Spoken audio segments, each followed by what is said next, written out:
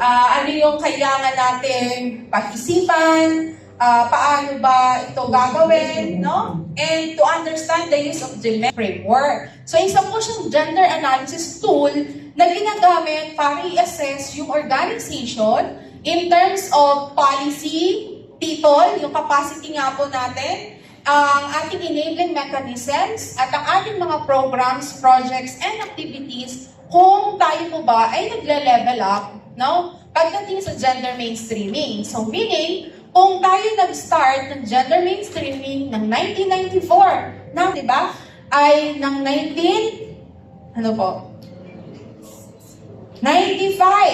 po, nung lumabas yung General Appropriations Act na magkaroon tayo ng at least 5% para sa ating budget na allocated nga po sa Gatlanan budget. Nung before that, yung ginagawa natin, Women in Development, dahil sa atin po, RA 7192, yung Women in Development and Nation Building Act. So, yun po, yung batas, no, na talagang tinungtungan na kung paano nagsimula yung women empowerment, no, context dito po sa Philippines.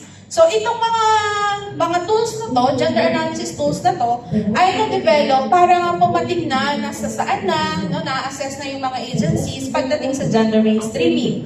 Ang HGDG, si Haga Daga, so isa po siyang gender analysis tools din na ginagamit natin para sa mga programs, projects, and activities. So yun yung isang napansin ko sa inyo pong guideline and budget na wala po tayong attributed programs. So kasama po yun. So meron tayo, ano po, ang makikitang laman sa ating guideline and budget. Una yung client focus. Di po ba?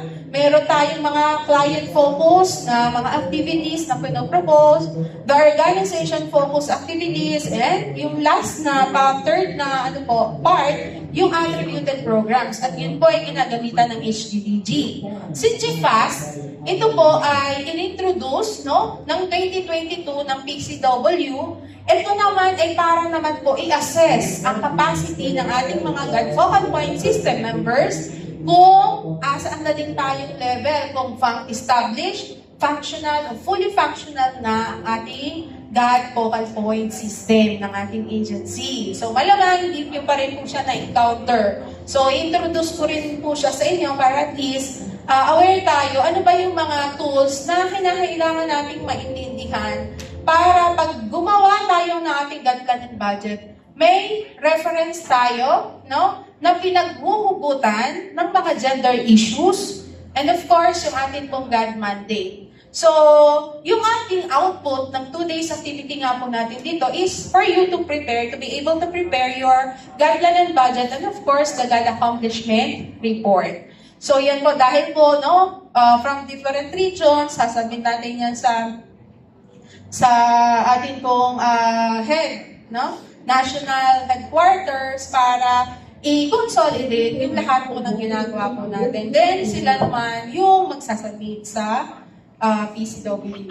Okay?